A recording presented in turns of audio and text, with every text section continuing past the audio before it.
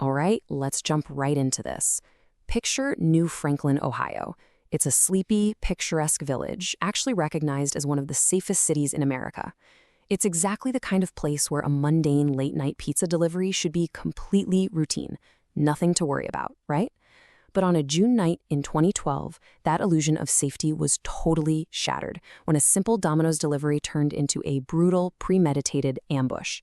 In this explainer, we're going to break down exactly how an 8-year web of betrayal, hidden evidence, and incredibly dark family secrets finally unraveled to solve a chilling murder mystery. So, the whole nightmare really began with just a single phone call.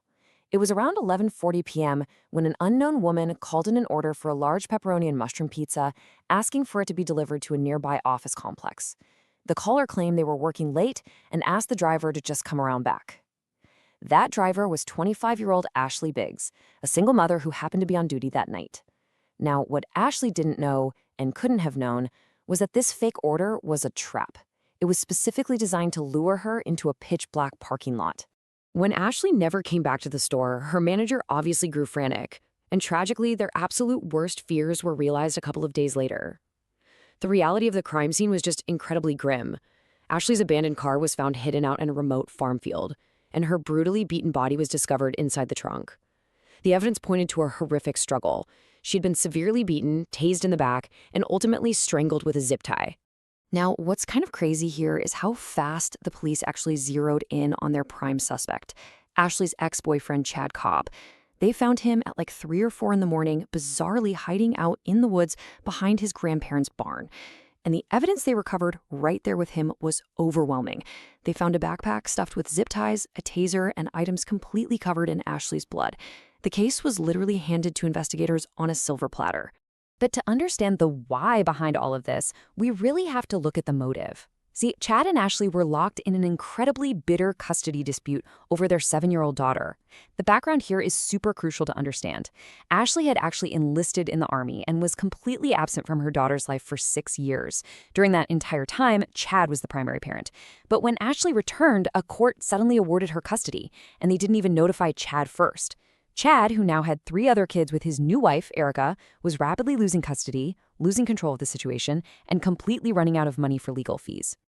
On the surface, the crime seemed to be resolved incredibly quickly. Facing a first-degree premeditated murder charge and the very real threat of the death penalty under Ohio law, Chad Cobb decided to take a plea deal. He accepted a sentence of life in prison without the possibility of parole. His main reasoning was just so he could stay alive and be some sort of father figure to his children, even if it was from behind bars. So, case closed, right? Well, not quite. This is where the case takes a massive turn. Detective Michael Hitchens flat out refused to close it. Why? Because he knew for a fact that a woman had called in that pizza order. And when he went and pulled security footage from a nearby Walmart where the burner phone was purchased, he found Chad Cobb buying the minutes, accompanied by his wife, Erica. Detective Hitchens knew in his gut that Erica was involved, but he just didn't have the hard evidence to actually prove it in court yet. While Chad sat in state prison doing a life sentence, an 8-year web of unbelievable betrayal unfolded on the outside.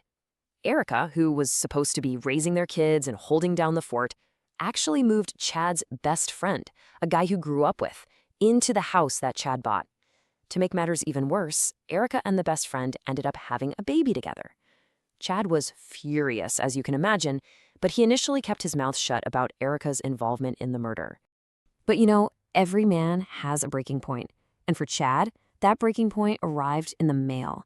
He received a heartbreaking, handwritten letter in prison from his teenage daughter, the very same daughter he shared with the murdered victim, Ashley. And the contents of this letter, they were the ultimate turning point in this entire saga. His daughter wrote to him describing horrific physical and mental abuse at the hands of Erica.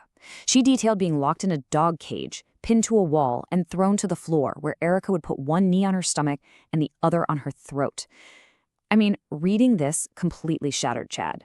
Realizing that the daughter he tried to quote-unquote protect by killing her mother was now being tortured by his accomplice wife, that finally pushed a betrayed Chad to break his silence.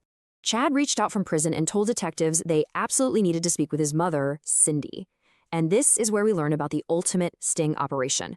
4 years after the murder, Cindy had invited Erica over to her remodeled barn, ostensibly just to patch things up between them. But Cindy had a hidden agenda. She served Erica some vodka, placed a tiny digital recorder right in the middle of a messy coffee table, and secretly recorded their conversation for 2.5 hours. And that sting yielded a truly chilling confession. Erica, completely unaware she was being recorded, openly admitted her role as the caller. She stated, "I carried out my part and I did exactly what he told me to do."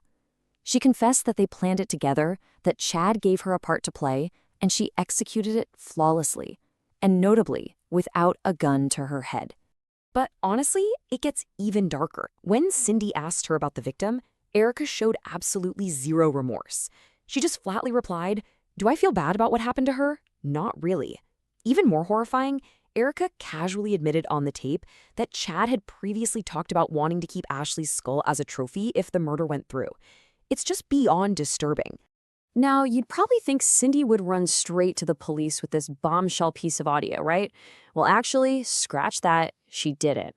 She took that digital recorder, locked it inside a safe, and kept it hidden for 4 whole years. She basically held onto it as ammunition, just waiting until Chad finally gave her the green light from prison to hand it over to the detectives. Once the detectives finally heard that tape, they arrested Erica. This was 8 full years after Ashley's murder. But the prosecution still faced an immense challenge.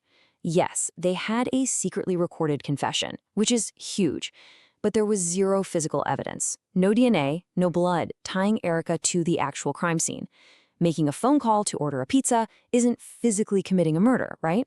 So the prosecution had to build an absolutely airtight case around complicity. And this set the stage for a really intense courtroom showdown. The prosecution framed their entire argument around the tape, arguing that Erica was a willing, calculating accomplice who intentionally lured Ashley to her death. The defense, on the other hand, aggressively pushed back. Their whole strategy was to claim that Chad was simply a vengeful, stewing ex-husband sitting in a prison cell, just concocting a plot to drag his wife down to his level out of pure spite. To prove the connection, the prosecution had to take a massive gamble. They called Chad Cobb to testify. Just picture the scene, a tense courtroom, the jury watching a live video feed beamed directly from the state prison. Chad was supposed to cleanly tie Erica to the fake pizza order and lock in her guilt once and for all. But then, Chad dropped an absolute bomb. On cross-examination, when he was asked point-blank if he strangled Ashley, Chad shockingly denied it. He told the court, "I am not the one that strangled her, sir." This wild contradiction, denying the very murder he was already serving life for, deeply confused the jury.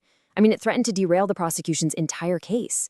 If the jury couldn't believe Chad about his own actions, how in the world could they believe his testimony about Erica? The prosecution desperately needed corroborating evidence, and they found it in their final, absolutely crucial witness, the 15-year-old daughter of the victim. Because of her age and just the immense sensitivity of the case, she testified with her face hidden from the cameras. She was known to the court only by her initials. And her testimony, it was devastatingly clear. She was just 7 years old on the night of the murder, half asleep in the back seat of the family SUV. And she vividly remembered Erica placing that fake Domino's order. She remembered Erica ordering a half pepperoni, half mushroom pizza using a fake name, and chillingly, she remembered Erica smiling as she did it. Yet, even with the secret tape and the daughter's heartbreaking testimony, the jury didn't come back immediately. They deliberated for 3 agonizing days. For the prosecutors, every tick of the clock just amplified their doubts. Without physical evidence, were the jurors getting hung up on Chad's confusing testimony? Was the defense's theory of a vengeful setup actually working? Finally, the suspense broke. Justice, 8 years later, was served.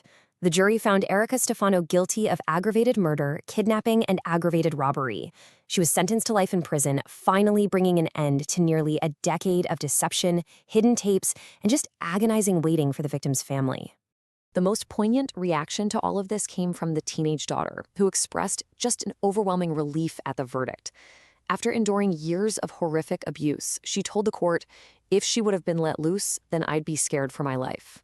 This conviction finally granted her a profound, deeply deserved sense of safety from her abuser. Which brings us to our final thought. The biggest takeaway from this explainer isn't just the mechanics of a complex police sting or court case, but the tragic human toll. we are left with a really haunting question about the true cost of revenge and betrayal. At the dead center of this bitter custody feud are 4 children. Kids who are now left navigating the world with one parent brutally murdered and the other 2 locked away in state prison for the rest of their lives. It's an incredibly sobering reminder of the generational scars that are left behind when adults let hate and vengeance dictate their actions.